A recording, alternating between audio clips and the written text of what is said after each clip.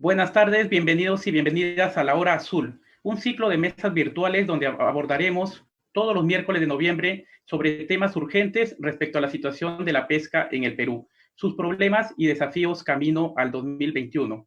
Este ciclo de paneles es organizado por Oceana, Ojo Público y Ojo Lab, nuestro programa de capacitación y experimentación, y tiene como propósito abrir el debate y las propuestas en torno a los principales problemas y los retos de la pesca en el país, su sostenibilidad e identificar posibles soluciones. Todas las mesas serán transmitidas en vivo por Facebook Live y Twitter a través de las cuentas de Ojo Público y Oceana, y tendrán como invitados de las mesas a investigadores, científicos, representantes del Estado, del sector privado y de la sociedad civil. Hoy precisamente en esta segunda mesa abordaremos el problema del ordenamiento de la pesca artesanal en el Perú. Aunque no hay una definición exacta de lo que es la pesca artesanal, sí hay tres criterios que nos permiten aproximarnos a una definición. En primer lugar, el tamaño de la bodega, de hasta 32,6 metros cúbicos según la Ley General de Pesca, por la longitud de las embarcaciones, hasta 15 metros de eslora, y el predominio manual en el uso de las artes y aparejo de pesca menores. La pesca artesanal comprende desde una pesca de subsistencia hasta una actividad con mayores niveles de organización social, y el recurso está destinado principalmente al consumo humano directo y a la venta en los principales mercados del país. Sin embargo, a pesar de su importancia social y económica, la pesca artesanal no ha tenido la atención que merece por parte de los gobiernos regionales ni del gobierno central. La normativa relacionada con esta actividad es insatisfactoria debido a zonas grises en aspectos importantes de definición y porque ignora la diversidad propia de las regiones. Por otra parte, mientras la actividad pesquera artesanal ha crecido en los últimos años, el presupuesto asignado por parte de los gobiernos regionales a la función pesca ha decrecido.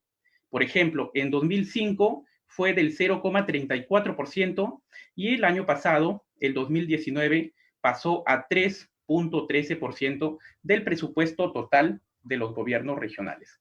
En ese contexto se presentan varios desafíos en la pesca artesanal. Uno de ellos está relacionado con el sobredimensionamiento de la flota artesanal.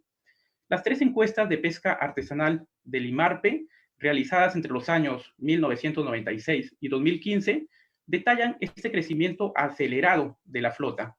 En 2020 hablamos de alrededor de 20,000 embarcaciones existentes en todo el país. Un segundo desafío tiene que ver con el crecimiento de la flota, que ha sido impulsado principalmente desde la informalidad.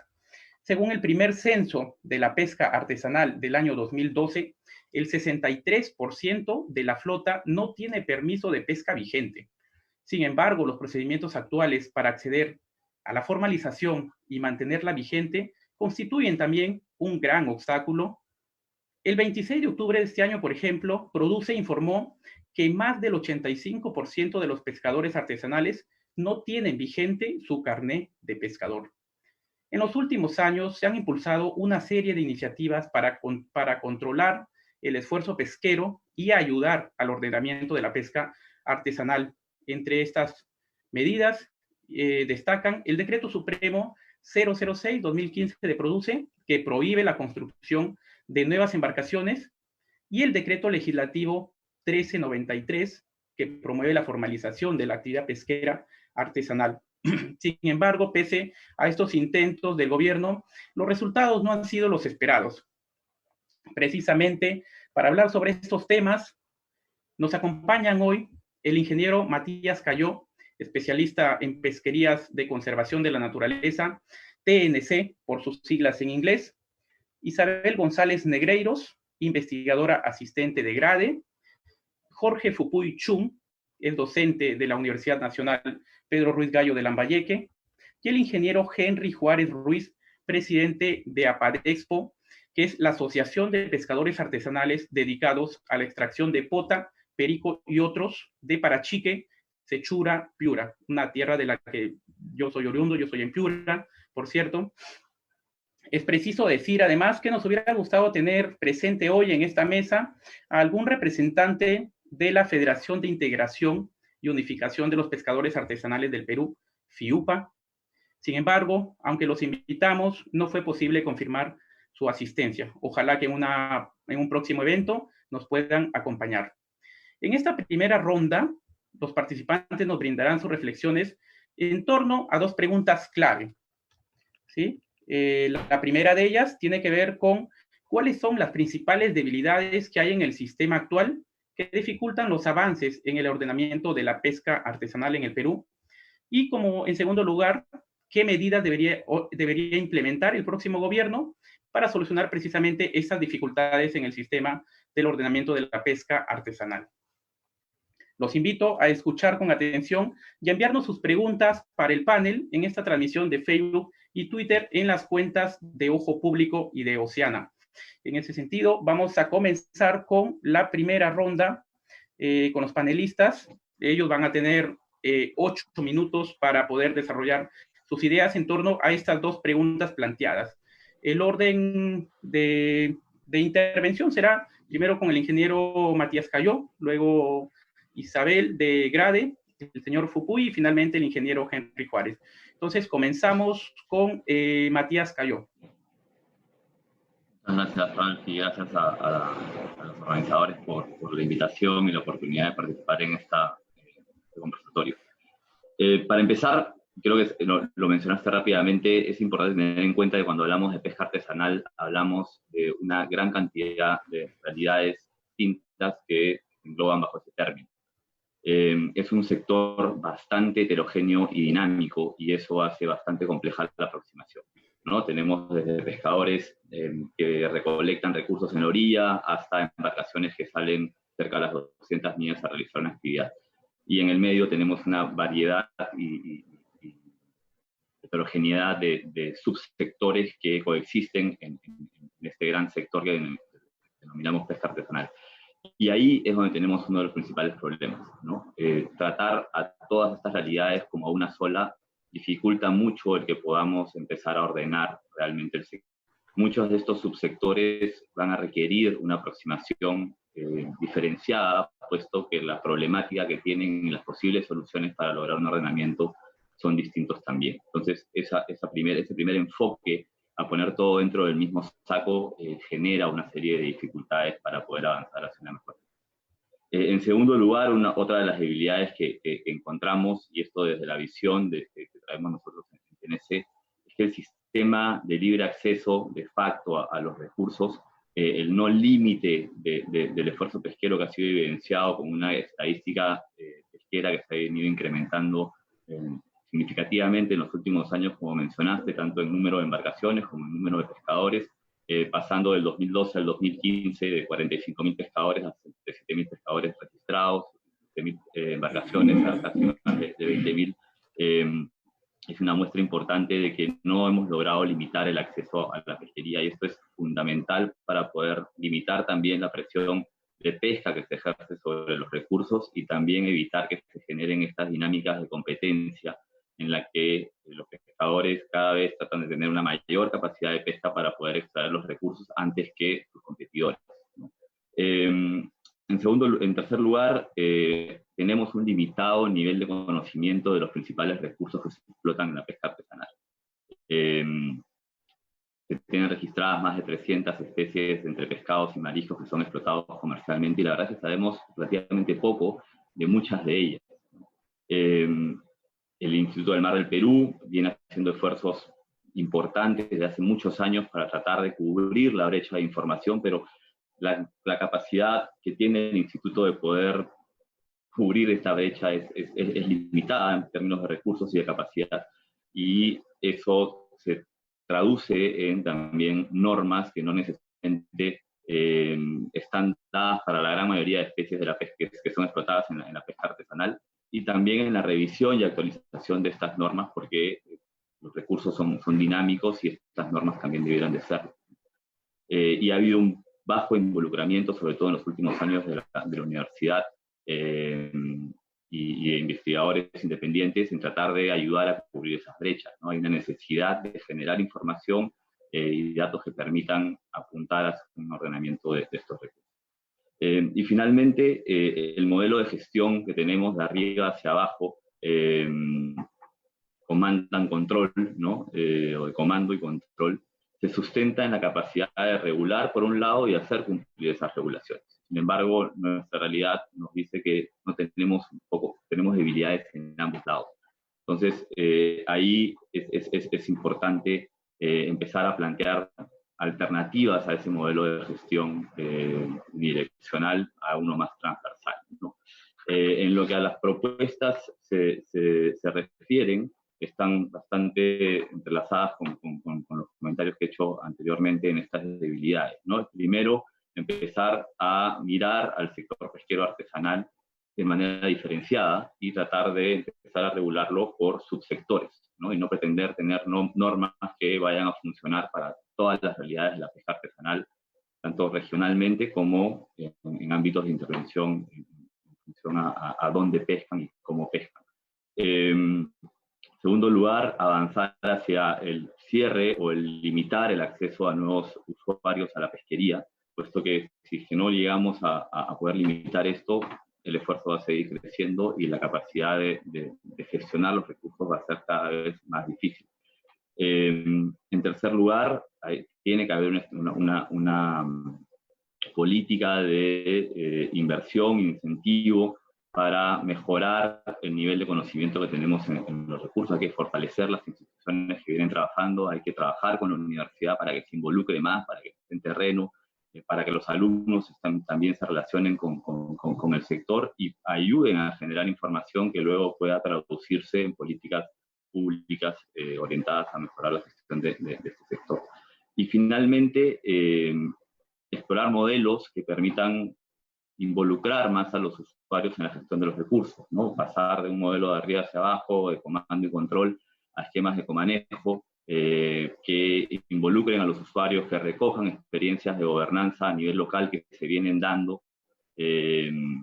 por parte de los propios usuarios y que ayuden a que los propios pescadores o comunidades costeras sean parte de los esfuerzos de gobernanza del sector, ¿no? Ok, muchísimas gracias por tu intervención, Matías. Ahora es el turno de escuchar a Isabel de Gradi. Buenas tardes a todos y todas los que nos acompañan. Y bueno, gracias a Oceana y a Ojo Público por invitarme en este espacio que espero que sea de interés no solamente a los asistentes, sino también para nuestros próximos gobernantes, que son de hecho el objetivo de esta sesión. A mí me parece que la mayoría de quienes estamos en esta mesa vamos a coincidir en cuáles son los problemas de la pesca y en teoría cuáles deberían ser sus soluciones, ¿no?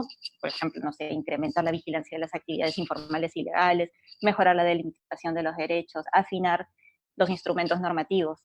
Sin embargo, lo que creo es que las normas en sí mismas no deberían ser el medio privilegiado para esta transformación. La realidad de la pesca artesanal ha evidenciado que esta ruta no necesariamente es la más efectiva y que los cambios sociales no se dan por decreto, ¿no? Con ello no quiero decir que las normas no sean importantes, de hecho son súper importantes, sino que los resultados de ellas no siempre son la conformidad de los usuarios. Pueden darse miles de situaciones, pueden generarse situaciones de oposición, de conflicto, de omisión, nuevas oportunidades de corrupción, por ejemplo, y por ello yo creo que debemos detenernos a reflexionar sobre las condiciones bajo las cuales estos mecanismos regulatorios son creados e implementados. Y eso nos lleva a cuestionar no solamente el contenido de las normas, sino el tipo de relación que ha establecido el Estado con los actores de la pesca artesanal en este caso, y también hacia dónde se ha dirigido la voluntad política de las instituciones. Entonces yo quiero concentrarme en esos aspectos en torno a tres problemas, ¿no? Que son los problemas, digamos, que nos han encargado de identificar. Uno de ellos es la carencia de información. El segundo es la falta de precisión de los instrumentos normativos y también de planificación. Y uno tercero es el problema de legitimidad de las normas y en particular, digamos, en el marco de los procesos de formalización. Para el primer tema, que se refiere a la carencia de información actualizada y confiable, bueno, todos sabemos bien que no hay un registro actualizado de pescadores artesanales ni de embarcaciones pesqueras, y que no se tiene un conocimiento real sobre la cantidad de distribución de los pescadores artesanales. De hecho, el último censo que se hizo ya tiene 8 años de antigüedad. Y la información, si es que la hay, si es que existe, está sumamente desarticulada. Cada oficina tiene un registro que normalmente no coincide con el de otras instituciones. Y gobernar implica conocer aquello que se quiere regular, ¿no? La información es sumamente relevante tanto para elaborar normas como planes, como proyectos, así como para atender situaciones de emergencia de manera efectiva, como lo que está sucediendo ahora con el COVID. Entonces, un primer punto es que yo creo que es necesario contar con un sistema de información que se actualice de manera constante, considerando el alto dinamismo del sector, ¿no?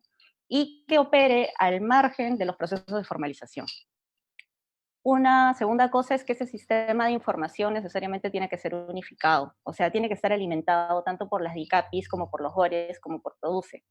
Y eso permitiría que haya una triangulación de la data y también que se evite duplicidades, ¿no?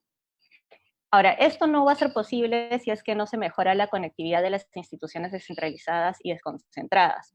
Y para ello es necesario brindarles los recursos y capacidades para que éstas puedan aportar a este sistema, ¿no?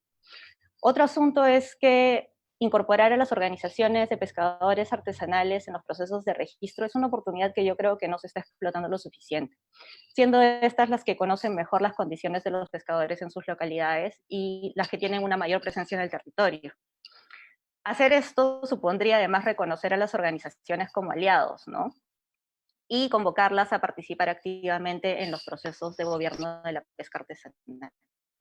Ahora quiero pasar al segundo punto rápidamente, que es el de la falta de precisión de los instrumentos normativos y de planificación. Y ese es un tema que de hecho ya mencionó Matías, porque yo en lo que quiero centrarme es justamente en este asunto de la definición actual de la pesca artesanal en la Ley General de Pesca y su reglamento, porque pienso que puede ser el origen de muchos problemas de pertinencia de las iniciativas de gobierno, ¿no?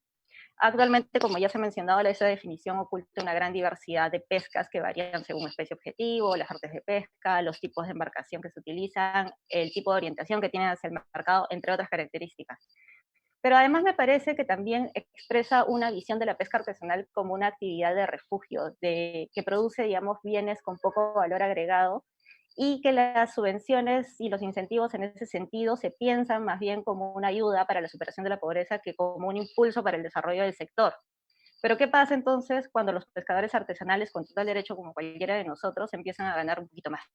¿No? ¿Y qué pasa cuando la pesca artesanal se transforma realmente en un vehículo de acumulación económica y movilidad social?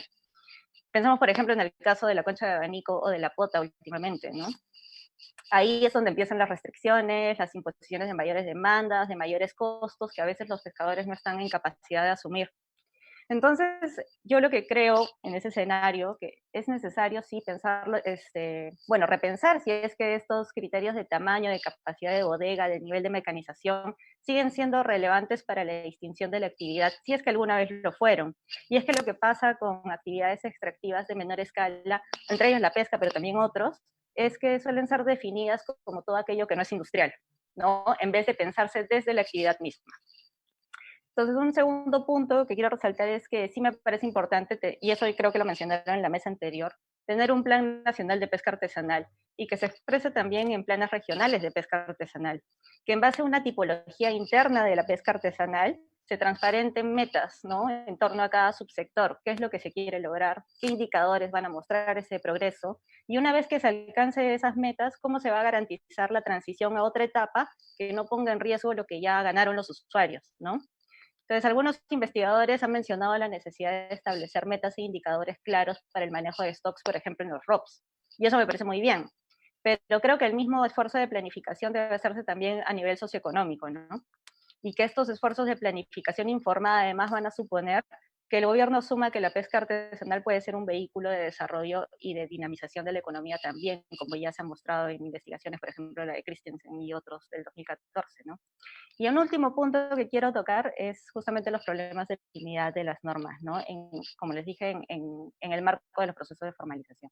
Y lo que hemos visto todos y bien conocemos es que los intentos de formalización no han tenido el éxito que se esperaba. Incluso me parece que pueden haber generado situaciones contraproducentes. Y lo que pasa es que estos procesos también informalizan usuarios y prácticas que antes no eran consideradas como tales. Y el problema es que una vez que se inician los procesos de formalización, se suele meter a todos en un mismo saco. Y eso no permite identificar a los posibles aliados, o sea, aquellos grupos de pescadores que no se oponen a la formalización, que están preocupados sí, por los niveles de explotación de la pesca, que tienen intereses en asegurar sus derechos y que se diferencian además de quienes realizan actividades fuera de lo socialmente permisible, como por ejemplo quienes pescan con dinamita, ¿no? Sin embargo, sí cuestionan los términos en los que se da la formalización. Los procedimientos se vuelven difíciles y costosos.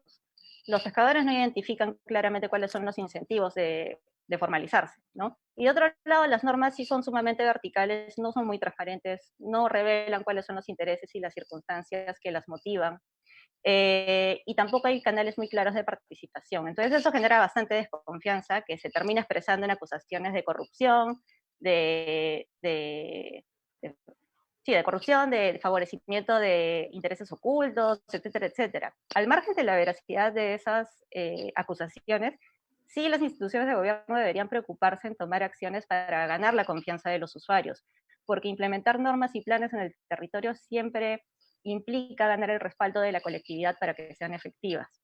En ese marco, yo creo que sí es necesario gestionar y comunicar adecuadamente los incentivos de la formalización, tanto para que ingresen como para que se mantengan en ellas, ¿no? Por ejemplo, sería bueno elaborar programas de adquisición de productos pesqueros para programas sociales, por ejemplo, o programas de certificación para el ingreso a cadenas de valor responsables que generen incentivos económicos para el cumplimiento de las normas, ¿no? Otro punto importante es que se establezca... Sí, Isabel, sí, ¿ya me pasé el tiempo? Sí, vamos terminando, por favor. Ya, termino con esto. La última idea es establecer canales estables e institucionalizados de participación en los procesos de diseño e implementación de normas, en los cuales no solamente participen las organizaciones representativas de pescadores, que podrían ser los directos afectados, sino también los gobiernos regionales y municipalidades, quienes deberían poder expresar las capacidades que tienen o necesitan para llevar a cabo estos procesos, y también para que haya un entendimiento mutuo de las normas, porque lo que ha demostrado el CIFORPA es que las instituciones descentralizadas y desconcentradas entienden y hacen lo que pueden con directivas centralizadas. Ya, y ahí lo dejo. Muchas gracias, Isabel. Sí. Les recordamos a nuestros amigos que nos están siguiendo por las redes sociales, tanto de Facebook como de Twitter, que pueden formular sus preguntas para los ponentes a través de nuestras redes sociales. Y a continuación, continúa su participación Jorge Fukuy. También tiene 8 minutos para responder las 2 preguntas que hemos planteado. Muchas gracias, Ralph. Muchas gracias a Oceana y Ojo Público por invitarnos a estas mesas, ¿no?, técnicas que nos van a ayudar mucho en ese sentido de poder intercambiar opiniones y sobre todo tener coincidencias. Ya lo he dicho Matías y Isabel, ¿no? Hay muchas coincidencias y creo que todos vamos a dar casi en el mismo punto, y ese aspecto tiene que ver, en el caso de la universidad, como lo había dicho Matías, hay una desarticulación entre las instituciones que norman y las instituciones que investigan formalmente por parte del Estado con las universidades, a pesar de que muchas universidades estamos hablando también desde el plano de la universidad pública. Sin embargo, hay una desarticulación bastante grande. Sabemos que IMARPE carga con un peso sobre sus hombros bastante grande, pero tiene a todas las universidades que están en la zona costera, y no solo la zona costera, que pueden apoyarnos en el trabajo. Y no se aprovecha esa articulación con universidades para poder, en todo caso, generar la información que se necesitaría, no solo para IMARPE, sino también para todos los puntos y sectores que lo necesitaran, como lo había mencionado Isabel. Entonces ahí tenemos un desfase bastante entre lo que es investigación y lo que son normas, ¿no? Entonces sabemos que la pesca es un proceso bastante dinámico, sabemos que va cambiando en el tiempo, y por ejemplo, si tomamos en cuenta las tallas de captura, las últimas modificaciones están hechas en el 2000, 2001, y ya estamos en 2020. Ya tenemos 20 años de desfase con respecto a las tallas de mini captura, solo como un ejemplo, ¿no? Y realmente estaremos cumpliendo, ¿no?, con lo que necesitamos con la parte del recurso pesquero para la parte de conservación como tal, ¿no?, para la parte de los ROP, como se había mencionado. Ese es por un lado, ¿no? Entonces ahí se deberían aprovechar esa articulación con las universidades, y debería haber una forma de cómo articular, ¿no? Están también las ONG que están haciendo su trabajo, pero justamente ese es el punto, hacia dónde vamos en conjunto. No tenemos un norte, no tenemos una ruta, y eso es muy importante, que exista, digamos, una asociación, entre comillas, o una consolidación de un grupo que genere, ¿no? Un norte, como lo había mencionado Isabel, tener un plan en todo caso de la pesca artesanal para poder tener un derrotero hacia el futuro, y no que ocurra como lo que suele ocurrir muchas veces, cambio de autoridad y cambia todo. Ese es algo que también nos está caracterizando a través del tiempo, y es muy importante tener en cuenta. El otro punto que tiene que ver con esto del ordenamiento pesquero es que se tiene que trabajar bastante con los pescadores, ¿no? ¿Y por qué se tiene que trabajar bastante con los pescadores? Porque a pesar de que ellos están en la realidad, que tienen una problemática, ahorita que estamos con la pandemia, ¿no? Y las actividades que se tuvieron que cortar por completo, ¿no? Y muchos pescadores viven del día a día, básicamente un término de subsistencia.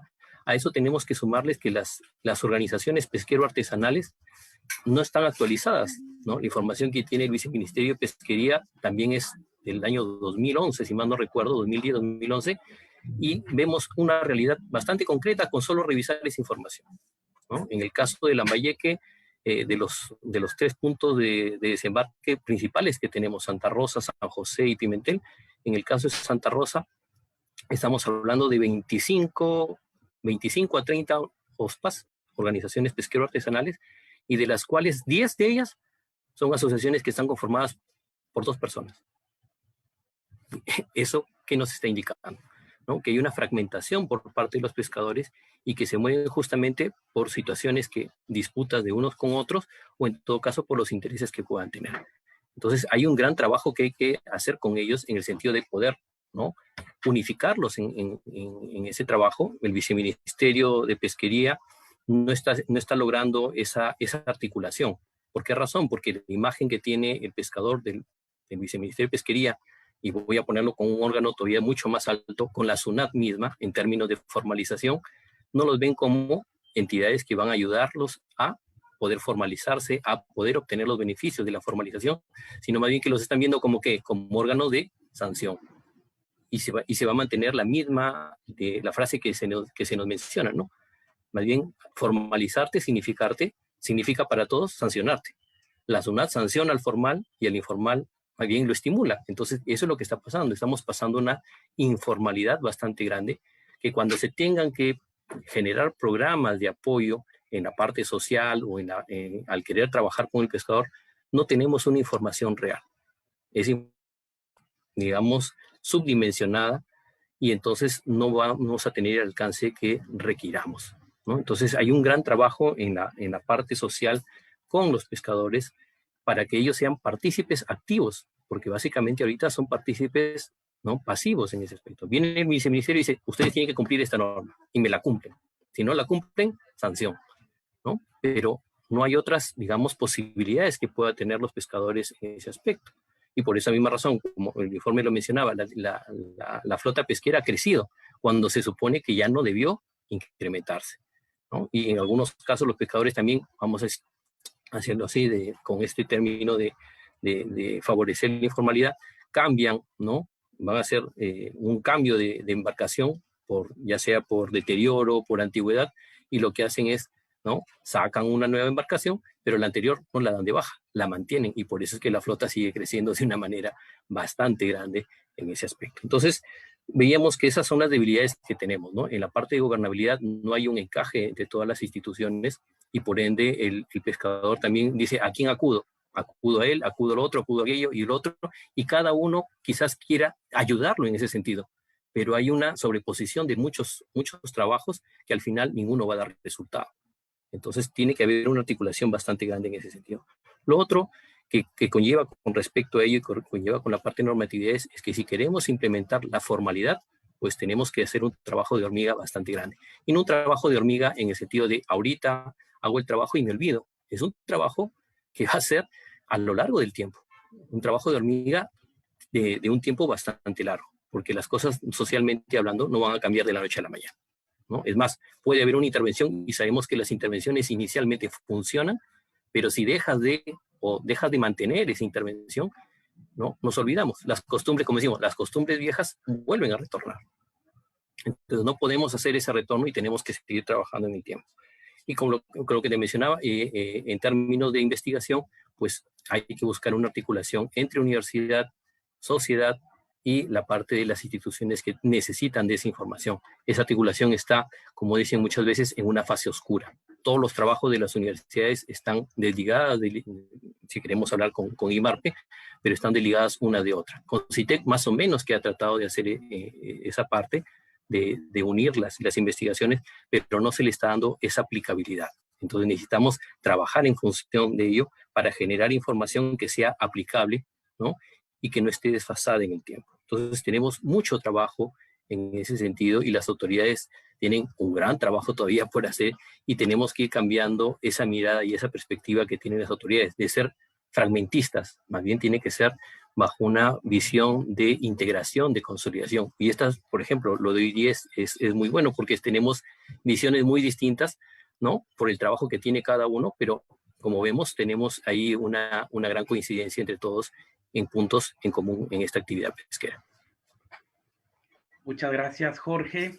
Los invitamos al público que nos está siguiendo a través de nuestras redes sociales, tanto de Facebook como de Twitter, a enviar sus preguntas para los panelistas. A continuación, responderá las preguntas planteadas el ingeniero Henry Juárez.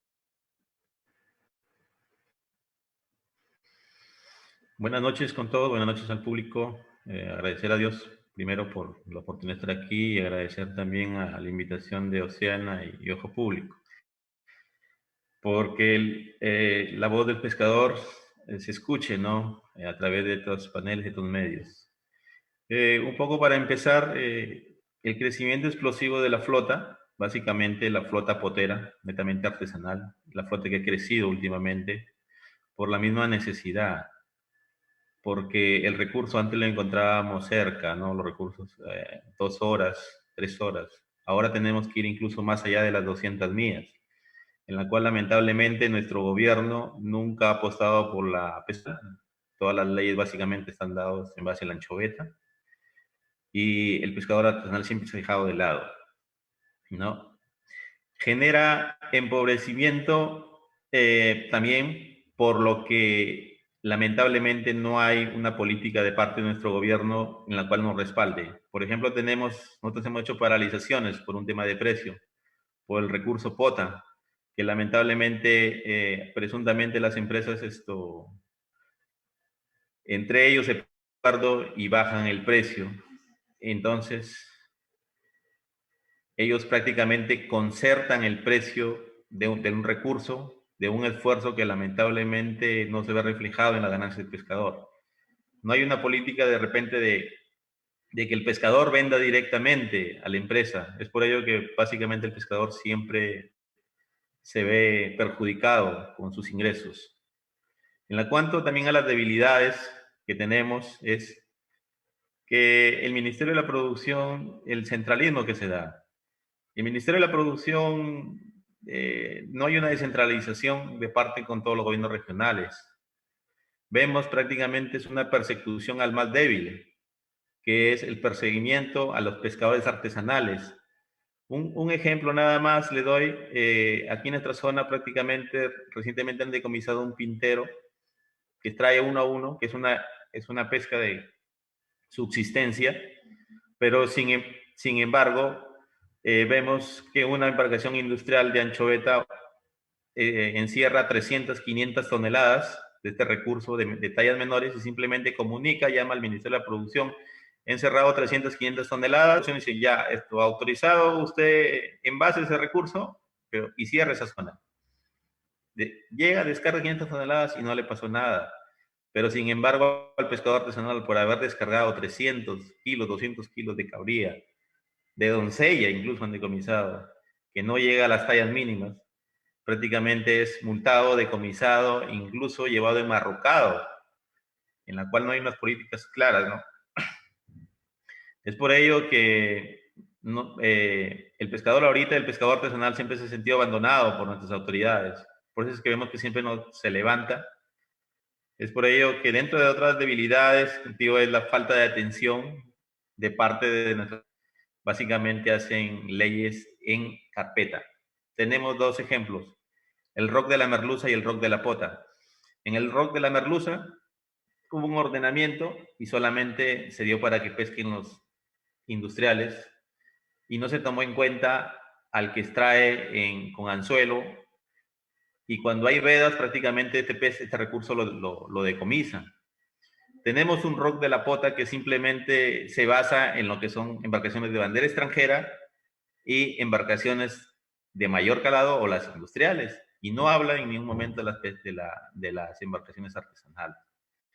Entonces, básicamente son debilidades fuertes, se puede decir, es abandono prácticamente hacia el sector artesanal. Prácticamente creo que nos ven como una carga o que no existimos, en la cual aparentemente dicen que nosotros no aportamos, cuando eso es mentira. Nosotros aportamos 80 por tonelada de un recurso que extraemos en el certificado de procedencia en nuestros gobiernos regionales de cada zona. Eso es lo que nosotros aportamos al gobierno regional. Entonces, yo creo que el gobierno central piensa que nosotros prácticamente somos una carga, en la cual eso no es cierto.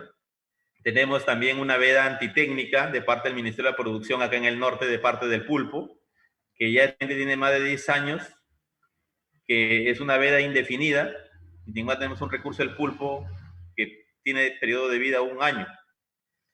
Entonces, nosotros venimos pidiendo de parte de la flota potera un ordenamiento de nuestra actividad, un ordenamiento en base a la formalización que se viene dando.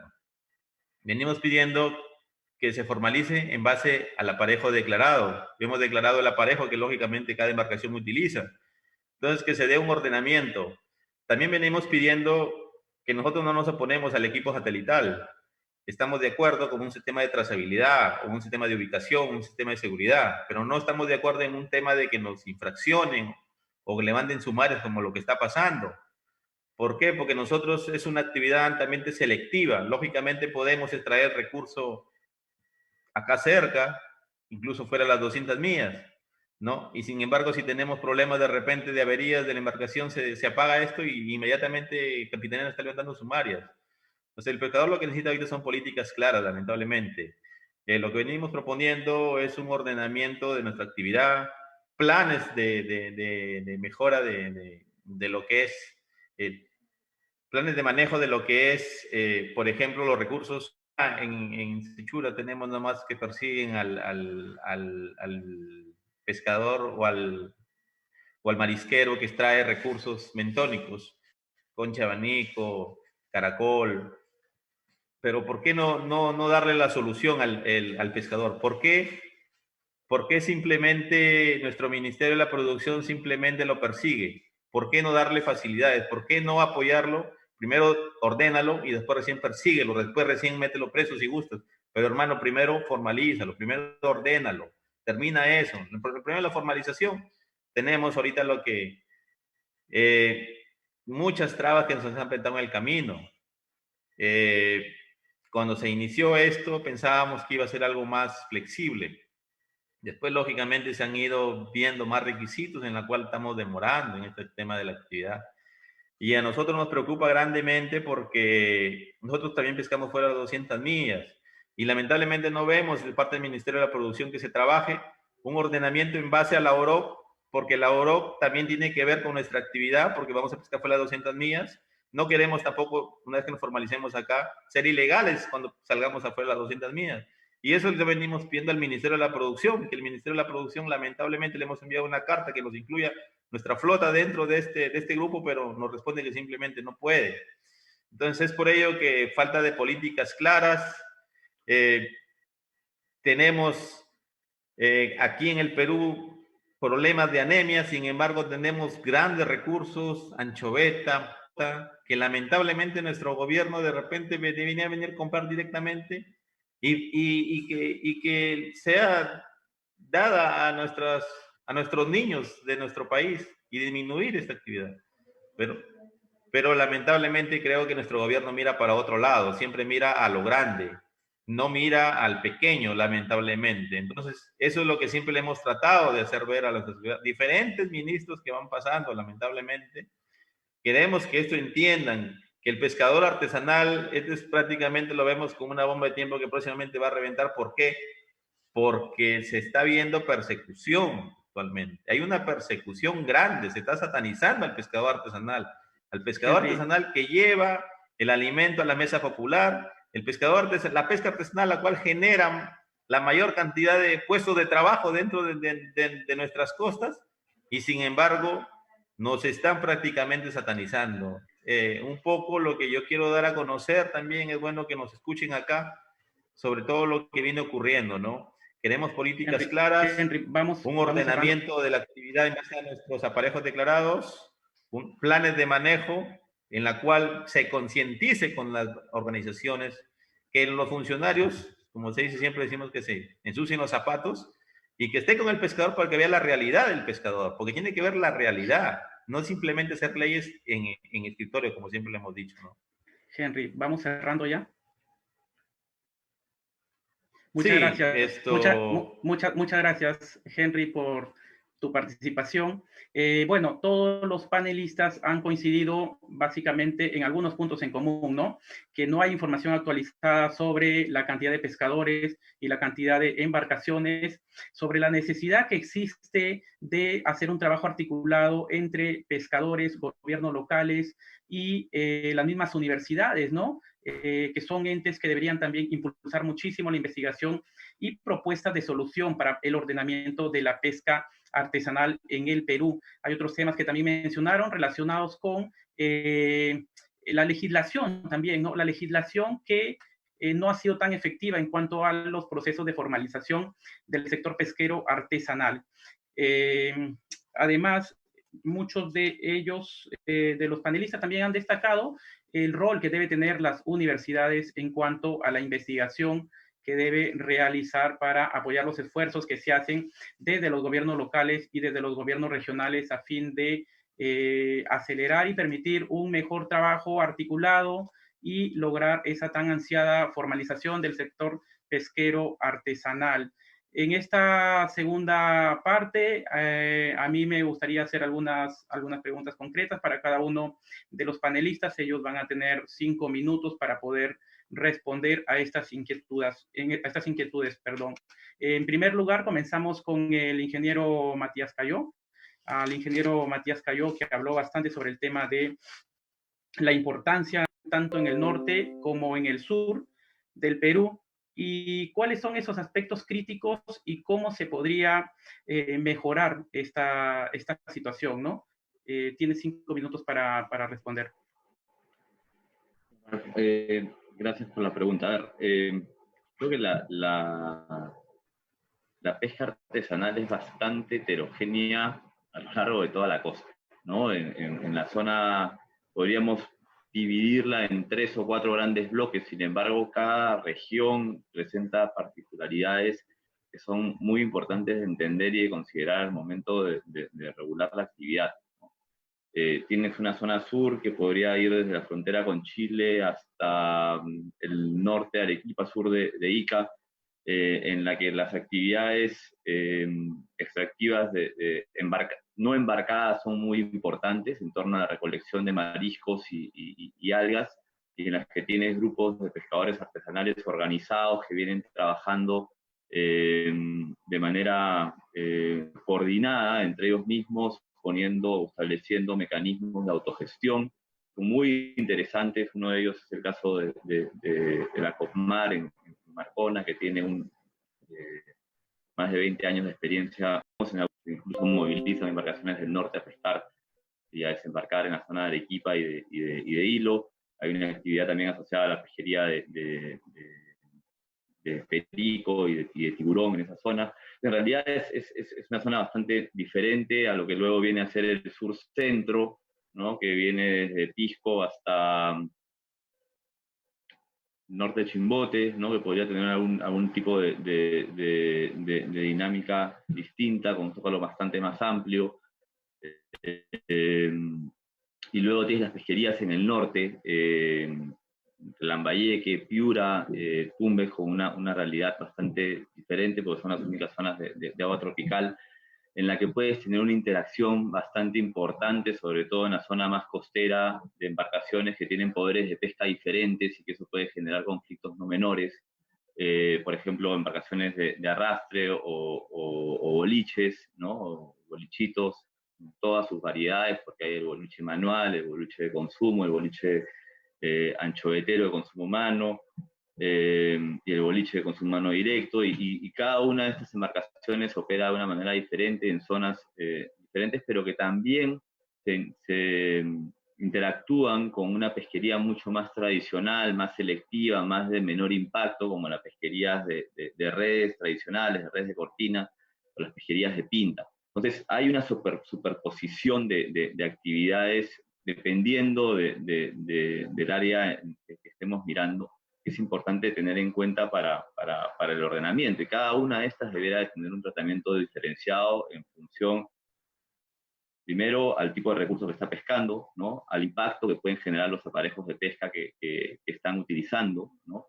Pero también se tiene que tener en cuenta la viabilidad de estos aparejos, porque uno critica mucho a las pesquerías de cerca, la realidad de cada una de ellas y cuáles son los principales problemas que se pueden presentar por estas interacciones en los diferentes modelos de pesca o subsectores de pesca artesanal que se dan en cada uno de ellos, y cuáles son las alternativas específicas para cada uno de ellos, ¿no? Creo que uno de los ejemplos interesantes para mirar es el caso de Tumbes, que tiene un reglamento de ordenamiento pesquero para la región. Tumbes es la única región del Perú que tiene un reglamento de ordenamiento específico para ellos, y se han establecido claramente qué cosa para ellos significa pesca artesanal, qué tipo de embarcaciones y qué tipo de aparejos pueden pescar dentro de las 5 millas, ¿no?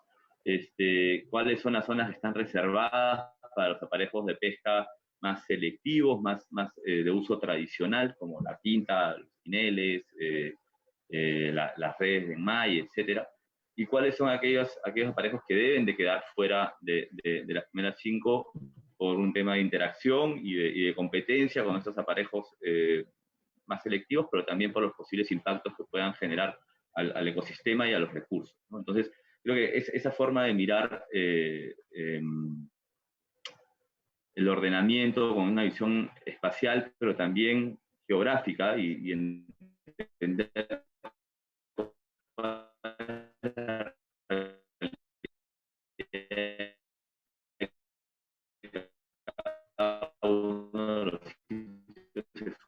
A continuación, Isabel de Grade nos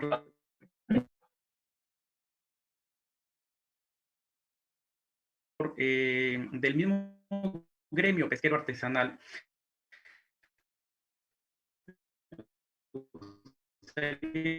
Isabel, que nos explicaras un poco acerca al interior de los pescadores artesanales y también muy brevemente los impactos que ha tenido la COVID-19 en la pesca artesanal, porque tú también has hablado muchísimo en otros artículos que has publicado sobre este tema. Gracias.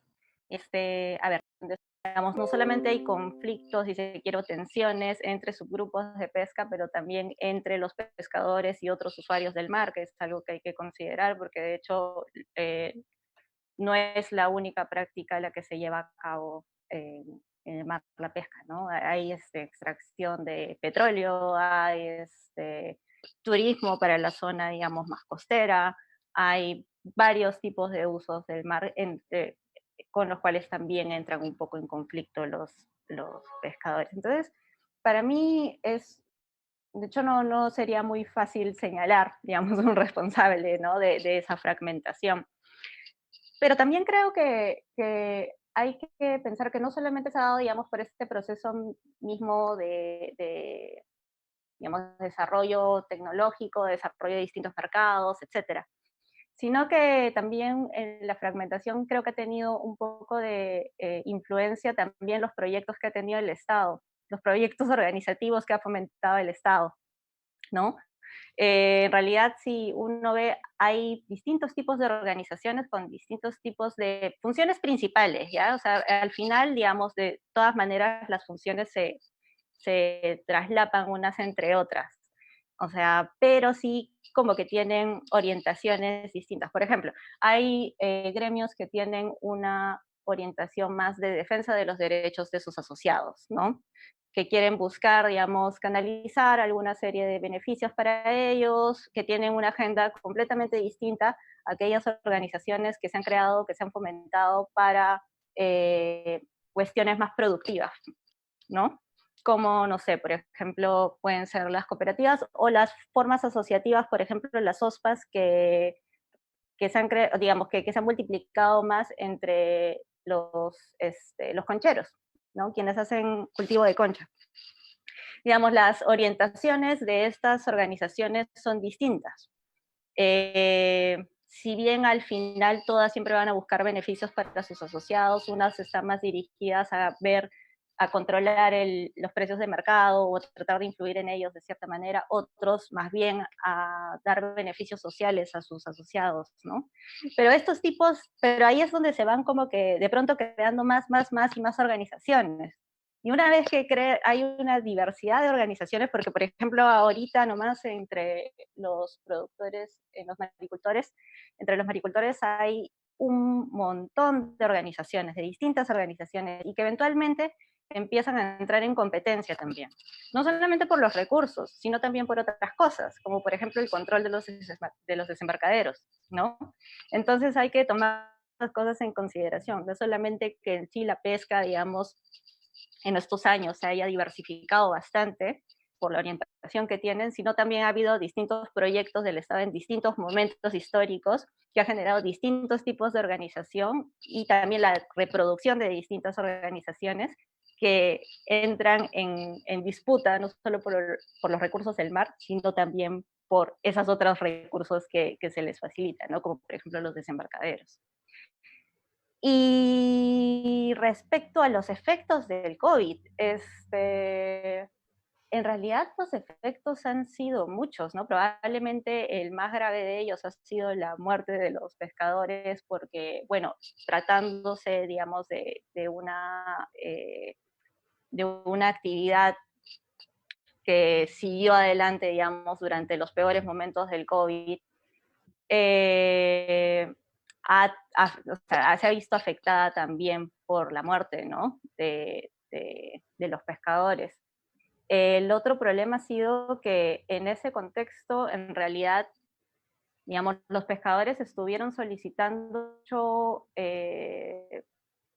apoyos que estuvieran dirigidos directamente al sector pesquero y no lo consiguieron, ¿no?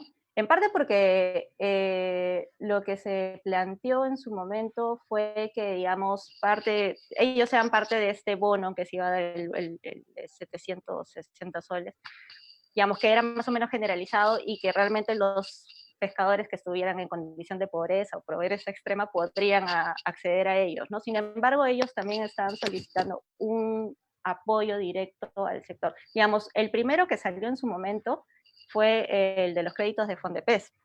Isabel, vamos cerrando cortando. Ya. Vamos cerrando, sí, ya, por favor, la idea. Sí, los créditos de Fondepes, solamente cierro con eso. El problema con los créditos de Fondepes ha sido el mismo problema que ya les he comentado. Ha habido problema de manejo de información, por ejemplo. O sea, siendo un tema sumamente urgente, ellos no han tenido la información adecuada para, por ejemplo, hacer los padrones de beneficiarios. En un inicio había gente que había muerto ya, gente que ya no era pescador, o gente que había cambiado, digamos, su estatus dentro de la pesca, ¿no? Entonces que ya no le correspondería, digamos, de cierta manera, pero no se tenía esa información. Entonces se han generado una serie de dificultades para hacer la transferencia de esos recursos que en su momento eran bastante urgentes y bastante necesarios para los pescadores. Okay, muchísimas gracias, Isabel, por tu intervención. A continuación, Jorge Fupuy. Jorge habló acerca del rol de las universidades. En ese sentido, Jorge, me gustaría preguntar ¿cuál debería ser ese rol de las universidades en cuanto a generar información que pueda servir, digamos, también a los gobiernos locales y a los gobiernos para acelerar este proceso de formalización de la pesca artesanal?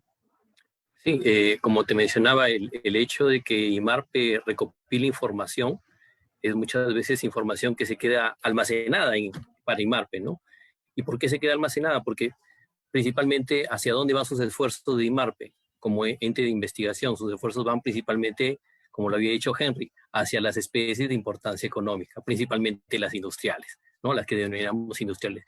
Y en el caso de pesca artesanal, es información que está ahí, se recopiló, pero más allá de eso se ha almacenado ahí y las universidades pueden ayudar en todo caso a procesar esa información, ¿no? A través de el desarrollo de tesis o a través del desarrollo de proyectos de investigación con el IMARPE mismo, con la finalidad de poder ayudarles, ¿no? A hacer, digamos, una causa común, una alianza entre ambos, en la que la universidad se beneficia en el aspecto de brindarles las experiencias o en todo caso, hacer práctica los conocimientos que muchas veces obtienen los estudiantes, ¿no? Y el IMARPE con que se pueda procesar la información que ellos requieren. Adicionalmente, los chicos están ávidos de aprender y es una oportunidad de que ellos también aprendan en campo muchas cosas que no se aprenden en un aula. Y ese es un aspecto que se está perdiendo en muchas universidades. Piensan la mayor parte de profesionales o los que están estudiando en la profesión piensan que la profesión se logra, o como dijo Henry, detrás de un escritorio o detrás de una carpeta.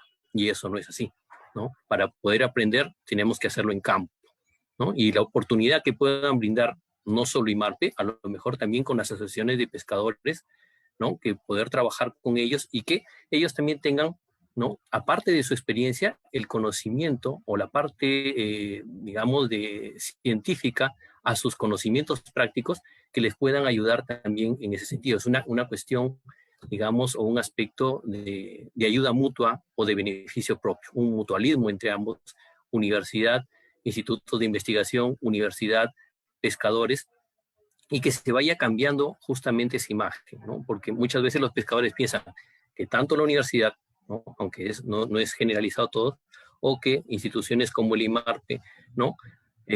U otras instituciones de investigación, cuando llegan hacia el pescador, ¿no? ¿Qué son? No, ellos vienen también por algo tras, ¿no? Oculto, y que a lo mejor vienen con la finalidad de que una vez tienen la información, sanción, ¿no? Entonces, por eso mencionaba que hay que cambiar todavía una imagen, ¿no? Que se tiene tergiversada.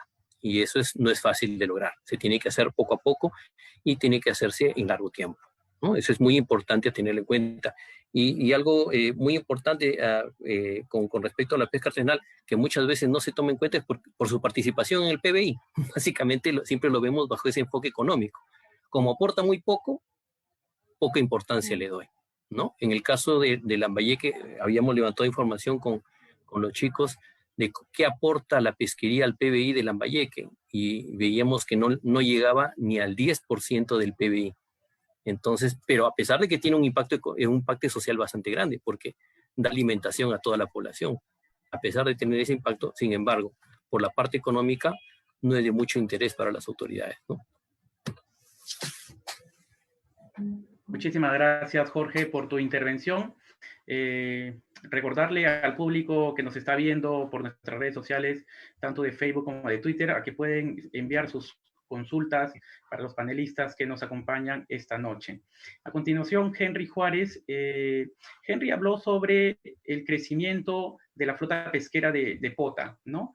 Entonces, Henry, me gustaría preguntarte acerca de este crecimiento de la pota y qué propuestas hay para poder ordenar la flota pesquera de pota. ¿Qué proponen, digamos, para ordenar este sector? Dentro de las propuestas que hemos hecho, porque somos un grupo de organizaciones acá del norte, hemos propuesto un ordenamiento, ¿no? Un ordenamiento de nuestra actividad en base al aparejo declarado que hemos hecho en esta formalización, ¿no? Eso es en cuanto a nuestra soberanía. En cuanto a nuestra soberanía fuera de las 200 millas en la cual ordena la OROC, estamos pidiendo que se nos incluya dentro de este grupo de producción. Habla una resolución que está cerrada para nosotros poder competir con esto, ¿no? Esta es una de las propuestas que venimos haciendo.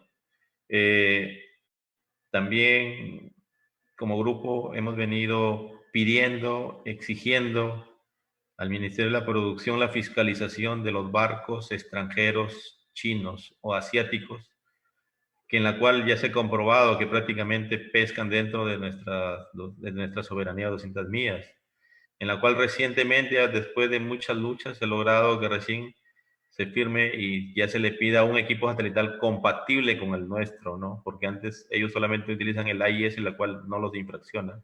Lo pueden apagar y no pasa nada, ¿no? Entonces, eso es algo que un poco se ha logrado, pero igual el sector artesanal no está contento con ello porque nos preocupa grandemente es no poder pescar fuera de las 200 millas, porque el recurso ya lo encontramos cada vez más lejos, y justamente es por la depredación que generan estos grandes barcos extranjeros que prácticamente están llevando los recursos. Ellos prácticamente se elimina este tema de los transbordos, porque los barcos simplemente pasan a otro y se lo llevan las barcos madrinas, y estos barcos chinos simplemente entran a hacer acá mantenimiento. Como país, nosotros incluso nos depredan y los premiamos dándole servicio de mantenimiento, avituallamiento, combustible y todo lo que tiene que ver. O sea, no se ve un apoyo al sector artesanal, como vuelvo a repetir. Entonces, dentro de las propuestas son un ordenamiento en base al aparejo y el otro que se nos excluye dentro del ROP. Para comentar el tema de lo que es, ¿por qué la informalidad del pescador artesanal? ¿Por qué? Porque el pescador, voy a hacer una comparación, un carnet de pescador artesanal y una licencia de conducir el A1. Una licencia de conducir el A1 tiene una vigencia de 10 años. Un carnet de pescador artesanal, su vigencia es 3 años. Y sin embargo, los entes burocráticos a veces ya nos entregan nuestro carnet ya prácticamente ya cuando ya se va a vencer. Entonces, esto para el pescador se le hace un poco tedioso, un poco molestoso. Es por eso que prácticamente el pescador a veces dice mejor trabajo de como lo estoy haciendo. Muchos tienen su carnet de pescador artesanal y sin embargo ya se les ha vencido, por eso ya están informales. Por ejemplo, ahora en la pandemia que ha pasado, se dice que había créditos para el pescador artesanal, señores. Hasta ahora los pescadores siguen esperando que les respondan por la web sus créditos que han ingresado, sus expedientes. No hay ninguna respuesta. No sé en qué habrá quedado. Es mínimo el apoyo que ha llegado. Muchos se han inscrito con su carnet, bien alegres, me va a apoyar el gobierno. Sin embargo, hasta el día de hoy no hay respuesta de parte de lo que se ha ingresado a estos expedientes, en la cual, bueno, no sabemos qué es lo que pasará con las políticas que vemos que ahora cambian y todo ello.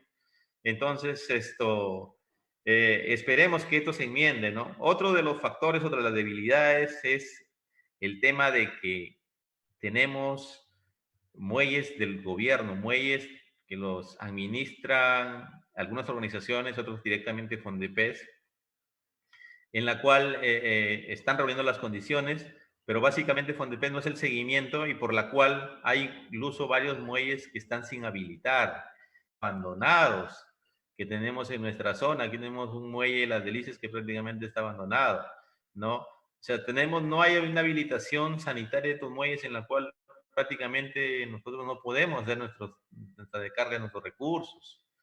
Entonces, es por ello que todos hemos hecho saber a nuestras autoridades que espero que se agilice este tema de habilitamiento de los muelles para poder nuestros recursos tenga una trazabilidad, lógicamente, de la extracción hasta, lógicamente, hasta el embarque que hay de este recurso, ¿no? Todas estas cositas son muchas cosas que tenemos que ver y plantear. Proponemos, las propuestas están claras, pedimos una descentralización porque prácticamente se ha descentralizado todo el Ministerio de la Producción. Tenemos las DIREPROS que prácticamente son mesas de partes. Tenemos incluso el último pedido que hemos hecho, porque vemos prácticamente que el Ministerio de la Producción aparentemente no cubre todo, se basa en otras actividades. Estamos pidiendo que se regrese el Ministerio de la Pesquería. Creo que a partir de ahí empezaremos, y con profesionales, lógicamente, de la actividad, conocedores de la zona, con ingenieros pesqueros, profesionales biólogos, con profesionales para poder enrumbar este camino que prácticamente está olvidado prácticamente en nuestro sector artesanal, ¿no? Ok, muchísimas gracias, Henry, por tus respuestas. Hemos cerrado hasta acá la segunda ronda. Las participaciones de los 4 panelistas han sido súper enriquecedoras. Matías mencionó esa necesidad que existe de no meter a todos los pescadores artesanales en el mismo saco, porque hay una diferencia, unos subsectores entre lo que pasa en la pesca en el norte y la pesca en el sur, y todos requieren distintas maneras y métodos, sobre todo para llevar el proceso de formalización. Isabel de Grade también habló sobre los impactos que había tenido la COVID en la pesca artesanal, sobre todo el impacto que había tenido los pescadores en cuanto a fallecimientos y también lo relacionado con los créditos que ellos estaban exigiendo para poder un poco salir de la crisis en la que se encontraban. Jorge Fupuy habló sobre la necesidad de que las universidades hagan un convenio con IMARPE para poder trabajar de manera nada y poder ayudar en cuanto al proceso de formalización que sea de manera mucho más dinámica, ¿no? Y luego, por último, Henry Juárez habló de esa necesidad que tiene también el sector de la pesca de pota para poder pescar, valga la redundancia, fuera de las 200 millas, ¿no? Entonces, hemos recibido algunas preguntas del público para cada uno de los panelistas y la vamos a ir formulando a continuación. Hay una pregunta de María Fernanda Dioses para Isabel González de Grade. Nos pregunta, ¿qué alternativas para la recolección de información y la desarticulación entre los GORES, DICAPI y PRODUCE proponen? María Isabel. Ay, perdón, yo estaba con el micrófono prendido. En realidad hay información en los DICAPIs y en los GORES. Creo que podría haber más, sobre todo en términos de los registros de pescadores y embarcaciones. Y, digamos, mi propuesta por ese lado era que se incluya de alguna manera las organizaciones de pescadores en este recojo de información. Y tal vez, digamos, la bisagra para eso podrían ser justamente los gobiernos regionales por ser, digamos, quienes tienen presencia y que están, digamos, tienen la relación cara a cara con los pescadores, ¿no? Y con las organizaciones, conocen, saben quiénes son las más representativas, por ejemplo. Por ahí que se podría levantar más información de esto, y actualizada, ¿no?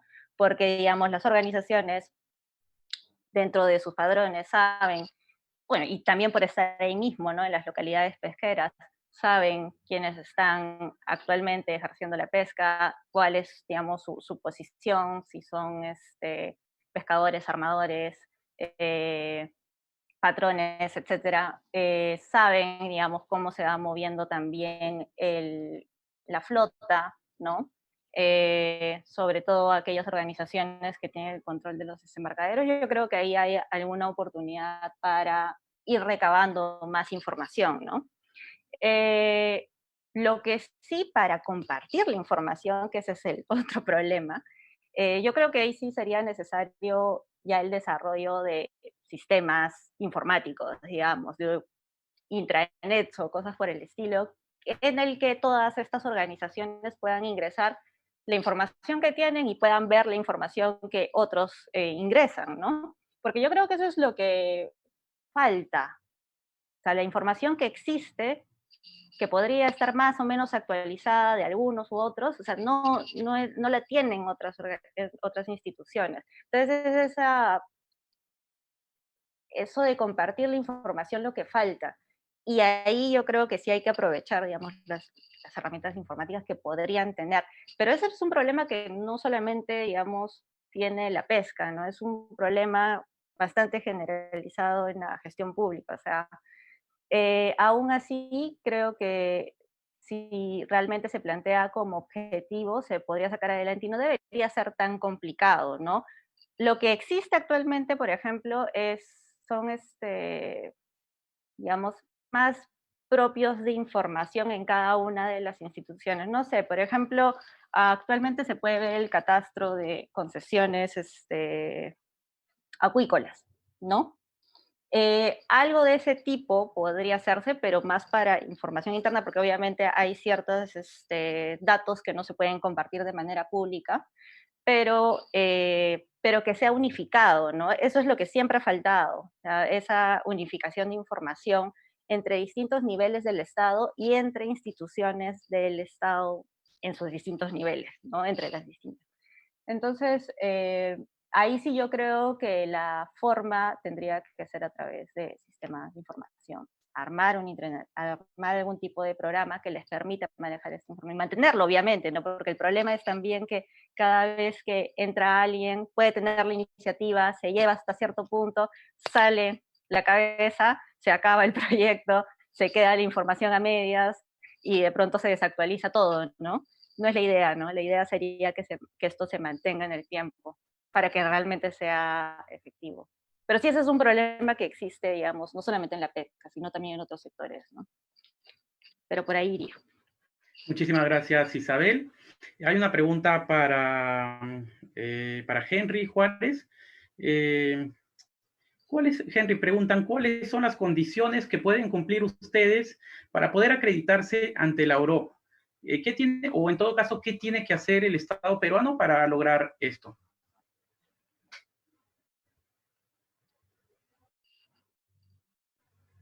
Henry. Hola. Hola. Sí, justamente nosotros al Ministerio de la Producción le estábamos pidiendo el aceleramiento de nuestra formalización, que lógicamente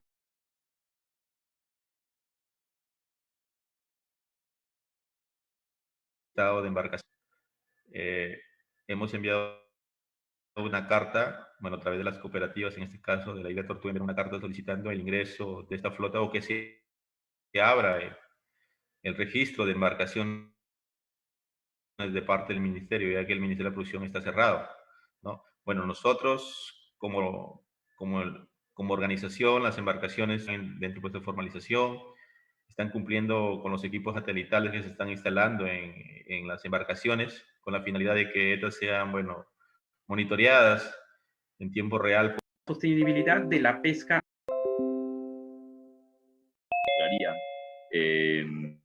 Bastante o algunos de los aspectos recomendados en estas directrices, ¿no?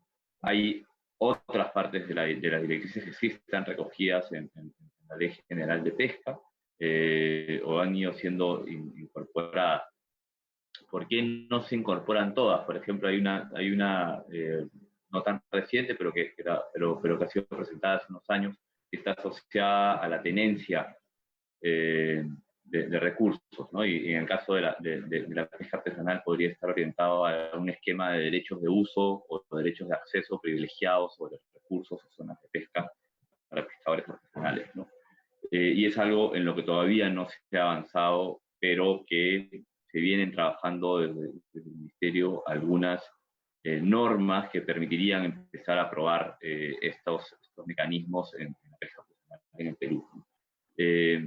De nuevo, ¿qué tanto ha avanzado el Ministerio, sobre todo en ese trabajo que vino haciendo con la FAO? Yo no sabría decir porque no se han visto los resultados de ese trabajo aún, pero considero que son bastante importantes. Las directrices propuestas por FAO han sido trabajadas con expertos de muchas partes del mundo y obviamente tienen que ser adecuadas a la realidad de cada país, ¿no? Porque son directrices genéricas, no son específicas para la sociedad en cada uno de los países. Entonces, nuevo, son guías que vale la pena tener en cuenta para su adecuación e implementación en países como los nuestros.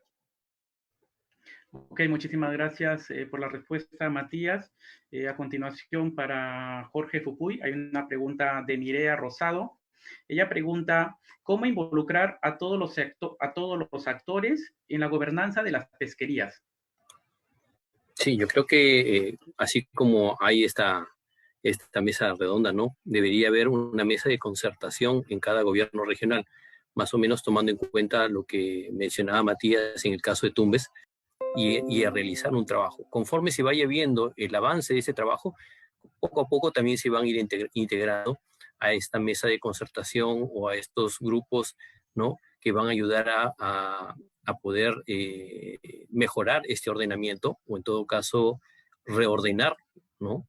Esta parte de la actividad pesquera y se puede, digamos, ir solucionando problemas de a poco, ¿no? Lo importante es en todo caso priorizar qué es lo primero que se necesita y ir alcanzando, como muchas veces dice, un paso a la vez. No tratar de abarcar todo en conjunto porque es imposible que podamos darle solución a todo, pero sí podemos empezar con aspectos pequeños y conforme se van requiriéndose también se van llamando a otras instituciones que tienen experiencia en estos temas y que también puedan ir participando, ¿no? Es un efecto, conforme se van avanzando, se van jalando a otras instituciones, a otros interesados y que ellos puedan ver que su participación, ¿no? Es muy importante. Si queremos abarcarlo todo de un inicio, vamos a dejar a muchos de lado y solo van a tomar protagonismo algunos. Entonces, la intención no es esa. La intención es que conforme se vayan integrando, pueden empezar 2 o 3 que son los más importantes como actores principales, vamos a decirlo así, y conforme o según la necesidad que se tenga para darle solución a estos problemas, se van llamando a otros que tienen un rol muy importante en ese aspecto, pero que si lo tenemos en conjunto se puede desvanecer esa participación que tiene cada uno de ellos. Muchísimas gracias, Jorge. Ahí alcanza todavía el tiempo para una pregunta más del público, Ya. pero de manera muy breve, para el que la quiera responder, es relacionada al rol de los gobiernos regionales en el ordenamiento de la pesca artesanal. ¿Creen que la centralización del ordenamiento pesquero afecta los avances de este proceso de ordenamiento? A ver si alguno de ustedes se anima a contestarla. Yorral, así es, tenemos un centralismo, como lo repetir, el Ministerio de la Producción, básicamente todas las facultades están dentro del Ministerio de la Producción. Tenemos las DIREPROS que prácticamente se han quedado como mesa de partes, ¿no? Entonces, queremos que exista una descentralización, lógicamente, para poder trabajar con nuestros gobiernos regionales y desde ahí hacer propuestas de ordenamientos al Ministerio de la Producción, lógicamente por zonas, porque cada zona somos realidades distintas, ¿no? Piura, el norte es diferente a la zona sur, diferentes pesquerías también que tenemos. Entonces, a partir de ahí, con una descentralización, se puede trabajar en base al ordenamiento y planes de manejo de nuestros recursos para tener una sostenibilidad en los recursos. Nosotros apostamos por la sostenibilidad, pero lógicamente en coordinación, ¿no? Porque se tiene que trabajar en coordinación y no simplemente perseguir al pescador artesanal, ¿no? Y yo solo agregaría algo a lo que menciona Henry, ¿no? ¿Quién mejor que aquellos que están directamente implicados en ese tema, ¿no? En esta situación, y los gobiernos regionales son los que conocen la realidad de su región. La parte de gobierno central conoce el nivel macro, ¿no? Pero a nivel puntual de lo que ocurre en cada región está el gobierno regional. La única, digamos, recomendación que se podría hacer es en todo caso que el gobierno regional tome ese rol protagónico. Todavía está dejando o diciendo, no, es que eso todavía se lo puedo dejar al Ministerio de la Producción y se lo encarga, ¿no? Es más fácil, ¿no? Te lo dejo, yo quito cuerpo, vamos a decirlo así, en esa forma, ¿no? Entonces, pero cuando realmente identifiquemos y veamos la potencialidad que tiene la actividad pesquera artesanal en cada una de estas regiones, en cada una de nuestras regiones, entonces ahí recién vamos a decir, bueno, esto es algo muy importante a tener en cuenta, tiene muchas implicancias, no solo en lo económico, también en lo social, también en la educación, ¿no? En salud, en todos los ámbitos realmente. Entonces, si lo queremos ver solo desde el gobierno central, pues nuestra mirada de la realidad nunca va a ser atendida. Entonces, para que sea atendida, necesitamos que el gobierno regional tome, como dice, al toro por las astas y podamos trabajar de una manera conjunta. Muchas gracias, Jorge. No sé si quiere aportar muy brevemente Matías e Isabel.